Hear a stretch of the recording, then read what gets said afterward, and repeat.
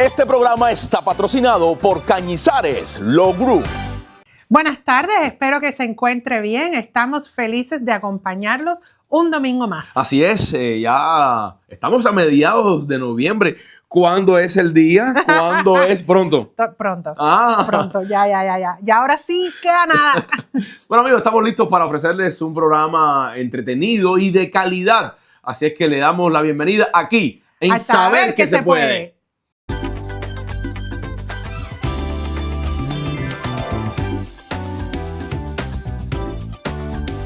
En Saber que se puede.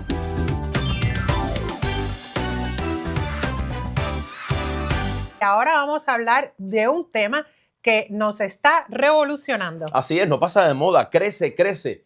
Se trata de la inteligencia artificial que dejó de ser algo lejano y cada día nos acompaña más. Ya atrás quedó eso de las películas de ciencia ficción y está presente en la vida diaria. Así mismo es, y para saber más de esto tenemos a un invitado y un experto, el periodista especialista en tecnología. Le damos la bienvenida a Mauro Berchi. Bienvenido, Mauro. Hola, buenas tardes. ¿Cómo Gracias estás? por invitarme. Bueno, como si fuéramos niños pequeños, ¿qué es la inteligencia artificial? Bueno, en general la definimos básicamente como la capacidad que tienen las máquinas, por a través del software, de aprender. De aprender. Sí, Ok. cuando un determinado programa de computación pasa de ser estático a tener la posibilidad de evolucionar con algo, lo poco que sea, bueno, ya podemos hablar de que hay ahí una inteligencia artificial. Entonces, para explicarlo sencillo es eso, antes teníamos programas que ejecutaban siempre las mismas órdenes y te daban siempre el mismo resultado. Cuando eso empezó a cambiar porque los procesadores pudieron tomar pequeñitas decisiones por sí mismos, bueno, ahí es cuando dijimos, ok, llegamos a la inteligencia artificial. Pero una pregunta, pero esas pequeñas decisiones que son capaces de tomar están programadas. Exacto, pero lo que no está programado es el resultado. Es decir, un programa de computación le decís, mira, Si pasa esto y claro, esto. lo entrenás con un dataset, que es una parte muy importante, ¿verdad?, de la computación. Le ingestás una cierta cantidad de datos y lo entrenás. Eso es lo que comúnmente la gente llama algoritmo, ¿no? Un algoritmo es un conjunto de pautas que le das a un sistema para que haga algo. Con ese set de entrenamiento aprende a distinguir, vamos a decir que intentás que te distinga dos tipos de imágenes concretas. Le mostrás fotos de perros y de gatos y decís, bueno, distinguilos. Entonces marcame cuándo es uno y cuándo es el otro. El punto es que hay un momento en el cual funciona per se gracias a ese entrenamiento y ya no necesitas estar vos diciéndole más nada. Bueno, cuando eso pasa, la programación que hiciste llegó hasta un punto y después, cuando diríamos abstrajo el concepto de gato y de perro, aplicado a cualquier otras imágenes, medido con un determinado nivel de probabilidad, si supera el 90 y algo %, se considera, ok, está funcionando y automatizaste la distinción entre gatos y perros. Y eso sería. Bueno, pero vámonos. Es un tema, ¿eh? Es un tema. Pero hoy en día estamos viendo que se está usando la inteligencia artificial prácticamente para todo. Uno puede, tu esposa, por cierto, que es mi queridísima amiga, los otros días estaba hablando con ella y ella me dice, no, porque es que yo me estaba preparando para una entrevista de trabajo usando la tecnología de ChatGPT. ChatGPT. Yo me quedé como que, ¿cómo? Espérate. Le preguntas y te responde. Y te da consejos, te colabora y tú dices, pues te entrena. ¿Hasta qué punto va a llegar? ¿Crees que la inteligencia artificial va a reemplazar la inteligencia humana? Bueno, eso es un debate frecuente, digamos. Sin ningún lugar a dudas que lo va haciendo. Lo está haciendo ya. Y si no, lo tenés que entender de esta forma. En general, diríamos, los más optimistas te dicen, lo está complementando. Es decir, hoy conducimos con un GPS, con un navegador. Seguimos teniendo la misma inteligencia como conductores, solo que estamos asistidos por un algoritmo bien robusto que te indica cosas y que te hace conducir, diríamos, mejor en términos generales. Te Optimizar, porque optimizas el tiempo, te dice, por acá está cerrado, por aquí te demoras más. O sea, hace una optimización de eso, ¿no? No, ahí no te reemplaza, ahí te complementa. Te complementa. Ahora, yo vi la transformación digital, por ejemplo, en el derecho, por decir. Y bueno, en Argentina, el Legal Tech, que es el campo de inteligencia artificial o, digamos, en sentido amplio, automatización aplicada al derecho, avanzó a niveles que los estudios jurídicos comenzaron a utilizar software que reemplazan las tareas de los abogados en muchos aspectos. Cuando eran tareas seriadas, repetitivas, automatizables, en las que vos podías ejecutar siempre con ciertos parámetros para tener el mismo resultado. Venga, nos ahorramos este salario, ¿eh? Nos ahorramos este salario y los trabajadores pues no nos dan complaint. Pero voy a dar un pequeño disclaimer, porque aquí en Estados Unidos hay un caso famoso donde un abogado trató de implementar el ChatGPT para hacer un argumento legal y ChatGPT le creó el argumento, un argumento magnífico, le dio casos y todo, y cuando llegó a la corte esos casos no existían. Así que cuidado con eso, asegúrense. Claro. Sí, porque eso ya ahí se fue un paso más, le creó, por ejemplo, le puso, qué sé yo, Matter of Fernández, y Matter of Fernández con el citation que le puso no existía. Claro, y entonces el abogado se buscó tremendo complaint. La inteligencia artificial está en un punto de crecimiento, está en un punto de avanzada, nos complementa, pero pudiéramos decir que también nos afecta en la vida cotidiana en algunos sectores de nuestra vida. En realidad está afectando todo el tiempo, porque todos nosotros tenemos un celular móvil en el bolsillo y eso es básicamente todo inteligencia artificial y robusta, quiero decirte. Redes neuronales, que es un tipo bastante complejo de inteligencia artificial, que emula el funcionamiento del cerebro, no es lo mismo que Word. Claro. ¿Okay? Un procesador de texto que te puede asistir, etc.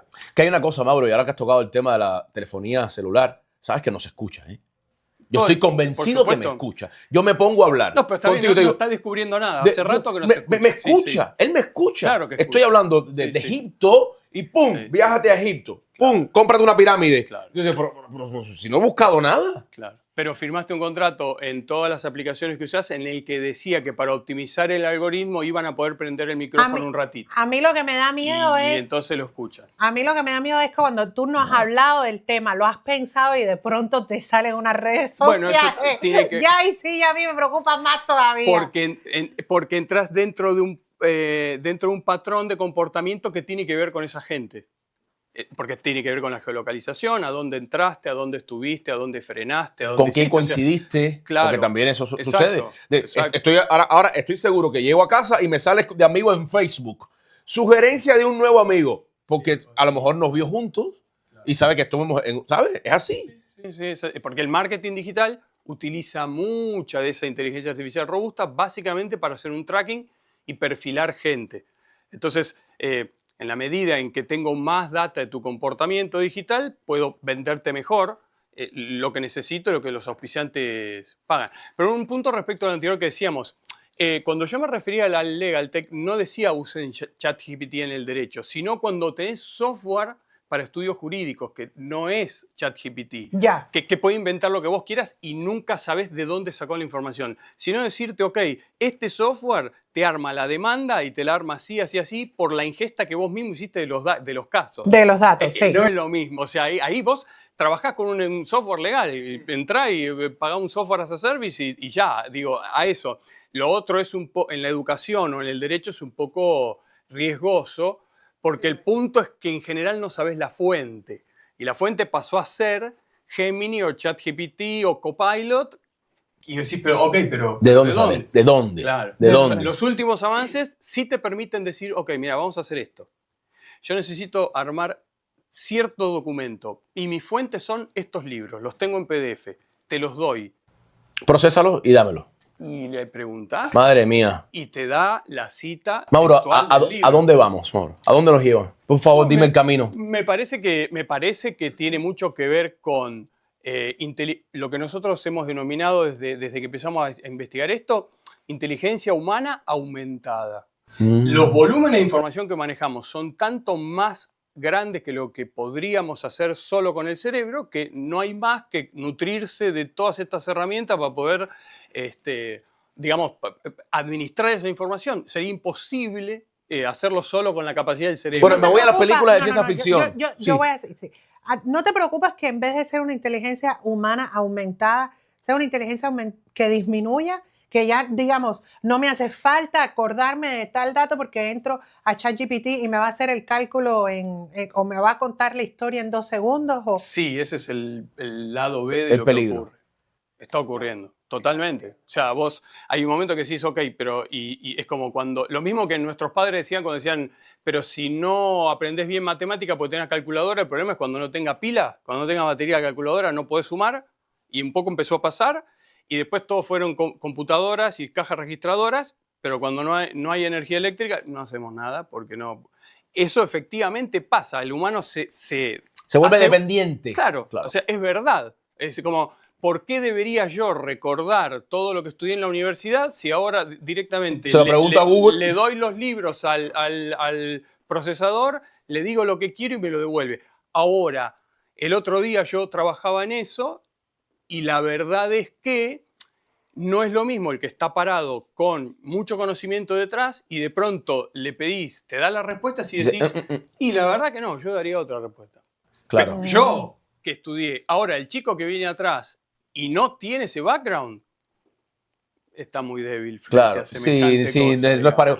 Yo quería preguntarte, porque en la presentación de este segmento, que me parece muy interesante, gracias por, una vez más, por asistir y estar aquí con nosotros hablando de este tema, hablábamos de las películas de ciencia ficción. ¿Hasta dónde es peligroso que cada vez más estas máquinas tengan autonomía?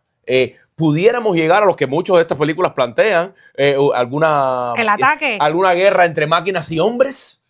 Es verdad que la ciencia ficción, y habitualmente la ciencia ficción se marca adelanta. el camino de la ciencia. Se adelanta. Lo único que hace es adelantarse porque los que hacen ficción pueden usar la imaginación libremente y después Claro. atrae vino científico a tratar de bajarlo a la realidad, ¿no? Yo no me da esa sensación porque en definitiva siempre al final del camino hay un humano apretando un botón. Quizá lo único que hace es apretar el botón. Sí, pero si todo lo llega demás ese ocurre humano que solo. se ríe en las películas y hace Sí.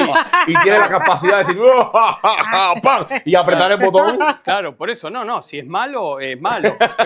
Pero digo, viste, como no es que todo ocurre solo. Ok. El humano apretó el botón. Sí, pero están las condiciones Ya. creadas que antes no Sí, estaban. sí, obvio, claro. Y bueno, pero eso es, históricamente el avance tecnológico es el Lado famoso- A y B. Y sí, es la metáfora del cuchillo te puede servir para cortar la carne cuando comes o te puede servir para matar al que tenés al lado. Ese es el uso que hagas vos de eso. Entonces, efectivamente, te da un poder cada vez mayor, etcétera. Pero me parece que al fin del camino, y Europa se está ocupando un poquito. Sí, de ponerle medidas, ¿no? De darle Claro. coto. De darle coto. Hasta aquí, para acá no te muevas, esto es peligroso. Está en un lugar interesante en el cual dice, está bien la innovación, pero ¿por qué no miramos la parte ética? Pero ¿por qué no miramos qué pasa con el trabajo? Mientras tanto, diríamos como que Estados Unidos y China disputan por la innovación y miran menos la regulación u otros aspectos, digamos. Ok. Ya. Bueno. Ellos dejan que nosotros avancemos y ellos nos ponen freno. Como que aquí no es. Dale suave. Gracias por esta información, realmente es muy interesante. Deberíamos tener un debate ético y moral con Bueno. respecto a Bueno. la inteligencia artificial. ¿Eres pro inteligencia artificial o eres como que vamos a darle, pero vamos a darle suave? No, yo siempre tuve una mirada, digamos, humanista. Entonces, desde ese lugar te digo, y yo no puedo ser un fanático descontrolado, digamos, como tecno-optimista y todo avance está bien, pero tampoco puedo intentar o meter miedo o lo que sea, porque por otra parte entendés que es parte de una evolución. Entonces, nada, simplemente es una mirada humanista me parece equilibrada. Bueno, muchas gracias, Mauro, Gracias, por aceptar Mauro. nuestra invitación. ¿Y usted en casa es pro inteligencia artificial? ¿Le parece bien? ¿Le parece mal? Bueno, al regresar de nuestra pequeña pausa, vamos a estar conversando con la doctora Claudia Cañizares, que contestará las preguntas en su segmento de inmigración. En Saber que se puede.